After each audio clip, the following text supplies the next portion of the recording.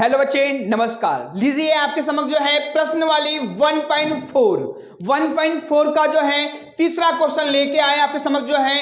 अब बोलता है क्वेश्चन कि कुछ वास्तविक संख्याओं के दशमलव प्रसार नीचे दिए गए हैं। क्या दिया है? कुछ वास्तविक संख्याओं के दशमलव प्रसार नीचे दिए गए हैं और प्रत्येक स्थिति के लिए निर्धारित कीजिए कि यह परिमेय संख्या है या नहीं। यदि यह परिमेय संख्या है और p बाय क्यूब के रूप की है तो क्यूब के अभाज्य गुणनखंड क्या है बच्चे? क्यूब के अभाज्य गुणनखंड के बारे में आप क्या कह सकते हैं, ये आपको बताना है। ये तीसरा वाला क्वेश्चन में इसका पहला सवाल आपके पास में गिवन है, दिया है 43.1 2 3 4 5 6 7 8 और 9 ये दिया हुआ है। और इसको ये एक वास्तविक संख्या है और वास्तविक संख्या आपको पता है कि परिमेय संख्या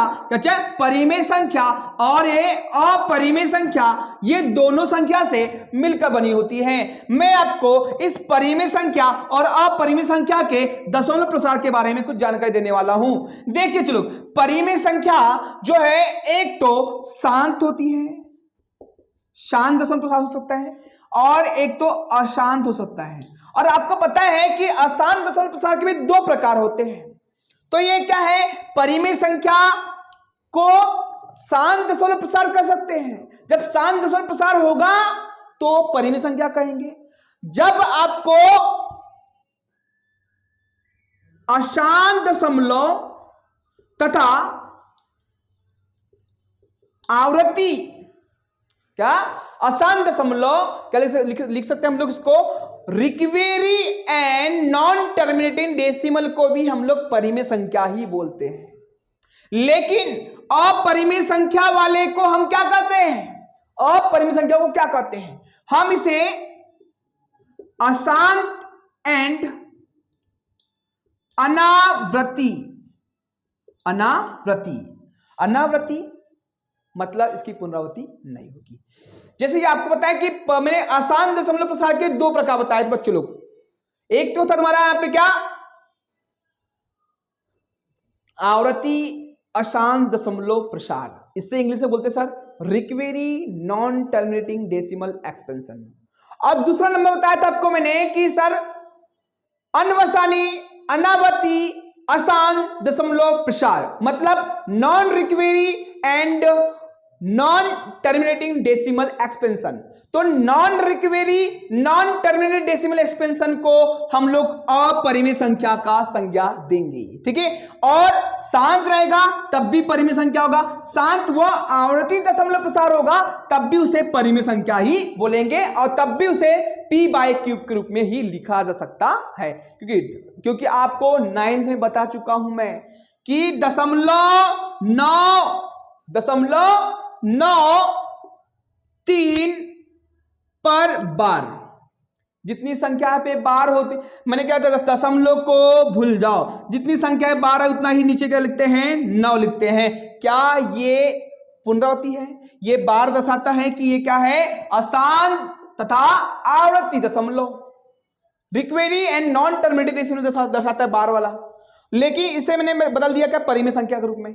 क्या उसके परिमेय संख्या के रूप में लिख ली अपन लोगों ने? हाँ सर लिख ली है, ठीक है। तो ये क्या है? परिमेय संख्या तब बोले कब बोलेंगे हम लोग? जब शांत होगा तब भी बोलेंगे परिमेय संख्या है, जब वो जो है अशांत तथा आवृत्ति वाली होगी तब भी उसे परिमेय संख्या बोल सकते हैं। लेकिन अनवसानी अनावृत्ति अशांत दशमलव होगी तो ऐसी कंडीशन से अपरिमेय संख्या कहेंगे। लीजिए आप क्वेश्चन को सॉल्व करते हैं बच्चों, ठीक है। आपको मैंने कंफ्यूजन दूर कर दिया हूं, आपका 9th में कंफ्यूजन रहा होगा, यहां पे मैंने आपको क्लियर कर दिया हूं, ठीक है। चलो आप लोग जो हैं परिमेय संख्या और अपरिमेय संख्या के बारे में पूर्णतः जानकारी आप 10वीं कक्षा में लॉजिक कोचिंग क्लास की फैकल्टी के द्वारा बताया जा रहा है, ठीक है। देखिए क्या होता है कि सर ये क्वेश्चन आपके पास में दिया हुआ है और एक क्वेश्चन में देखिए कि यहाँ पे अंकों की पुनरावृत्ति नहीं हो रही है।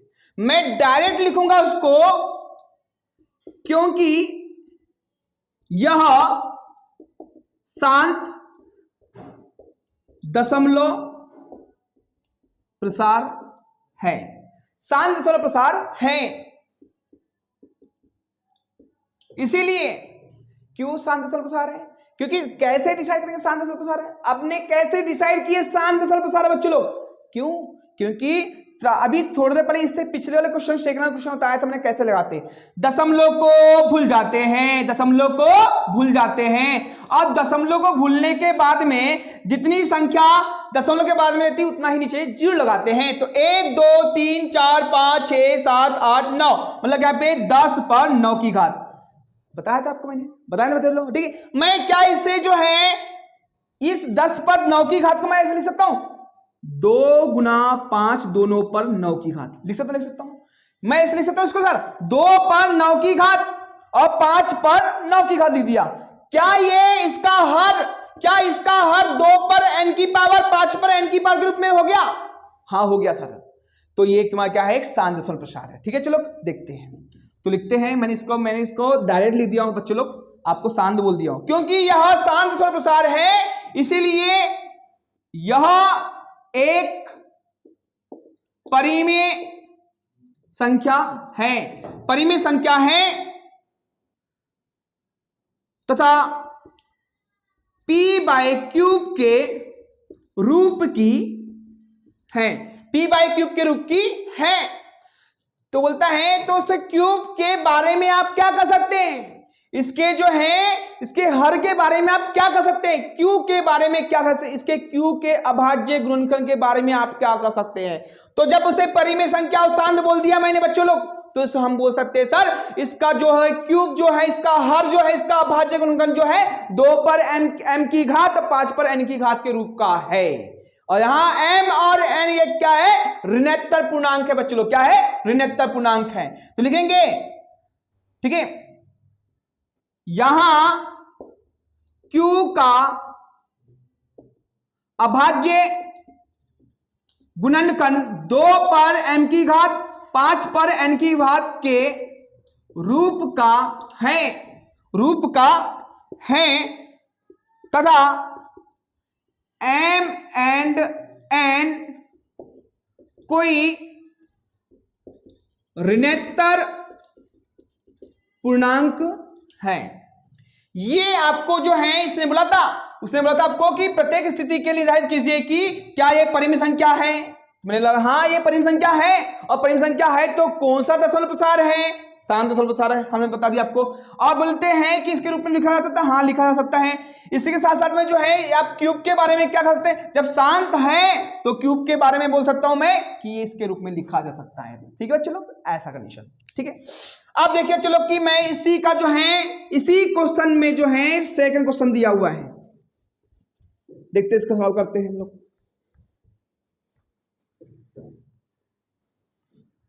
सेकंड सवाल दिया बच्चों यहां पे दिया है, क्या दिया सेकंड सवाल में, 0.121212122 ऐसा करते करते दिया। ठीक है, देखिए चलो जैसे कि आप देख पा रहे हैं इस क्वेश्चन में अंकों की पुनरावृत्ति नहीं हो रही है, तो मैं इसे डायरेक्ट बोल सकता हूं कि इसे p/क्यूब के रूप में नहीं लिखा जा सकता। जब इसे p/क्यूब के रूप में नहीं लिखा जा सकता ना, मतलब बच्चे ये हैं कि इसे परिमेय संख्या नहीं बोला जा सकता। ठीक है, तो हम बोलेंगे सर यहां पे डायरेक्ट लिखेंगे इसको डायरेक्ट रूप में, क्योंकि यह एक अशांत दशमलव है, क्योंकि यह एक क्या है, अशांत दशमलव है, और अशांत दशमलव है इसीलिए यह एक अपरिमेय संख्या है तथा इसे p/क्यूब के रूप में नहीं लिखा जा सकता है। जब उसे p बाय क्यूब के रूप में नहीं लिखा जा सकता, मतलब क्यूब के बारे में मेरा कुछ कहना नहीं होगा। अब क्यूब के बारे में कुछ कहना नहीं होगा मतलब इसे 2 पर m की पावर और 5 पर n की पावर के रूप में नहीं लिखा जा सकता बच्चों लोग। ठीक है, चलो ये सेकंड नंबर का सवाल का सॉल्यूशन था। क्या बोलेंगे सर? उसको बोलेंगे सर अशांत, सॉरी यहां पे लिख देना आपको, यहां को आपको लिखना था अशांत। अशांत व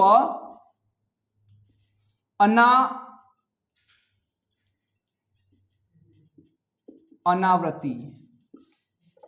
ठीक है, क्या चलो यहां पे, क्योंकि यह एक अशांत व अनावृत्ति है मतलब इसीलिए इसे हम लोग अपरिमेय संख्या कहेंगे।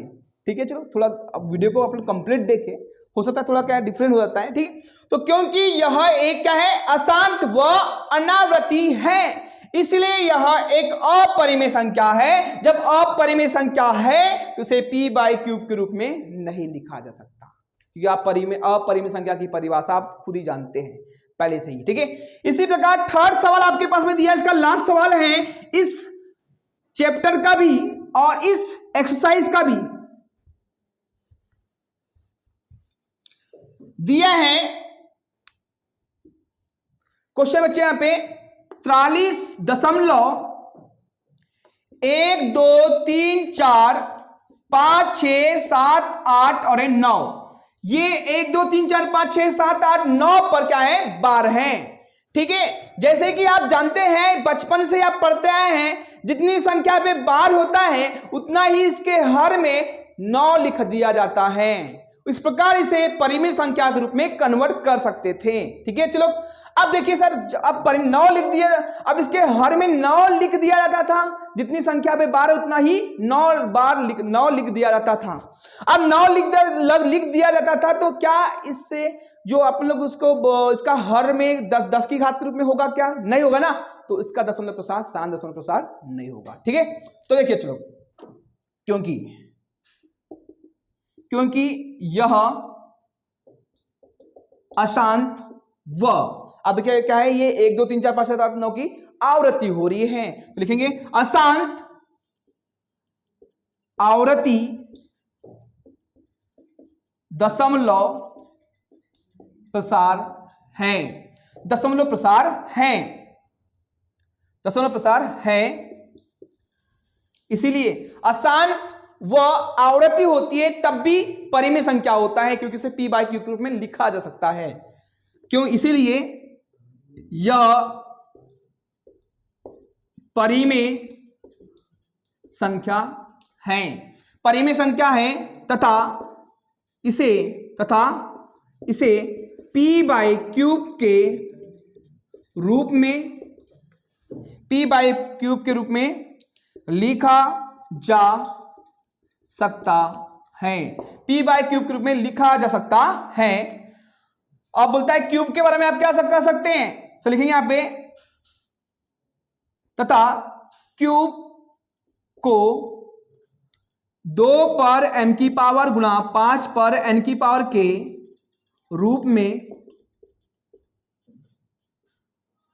नहीं लिखा जा सकता। ये रहा आपका आंसर। ये जो है पहला चैप्टर आपका नाम था वास्तविक संख्याएं, और इसके अंतर्गत जो है आपको जो है इस चैप्टर में आपको 4 एक्सरसाइज दी रहती थी, और ये चारों एक्सरसाइज को मैंने जो है बारी से वीडियो बनाकर आपके समक्ष रख दिया गया है। और इस यूनिट का इस एक्सरसाइज प्रश्नावली का 1.4 लास्ट एक्सरसाइज थी, इसका जो है थर्ड सवाल जो है इस प्रकार आपको सॉल्व करना है। ठीक है, चलो मिलते हैं नेक्स्ट चैप्टर के साथ में। नेक्स्ट चैप्टर का नाम है बहुलक। अब बहुलक जो है बहुत अच्छा चैप्टर। चलो बीजी व्यंजन संबंधी क्वेश्चन मिलेंगे आपको जो है, इसके बारे में जो है नेक्स्ट वीडियो मिलेंगे। चलो जब तक आपको क्या है, धन्यवाद दोस्तों, मिलते हैं नेक्स्ट वीडियो में।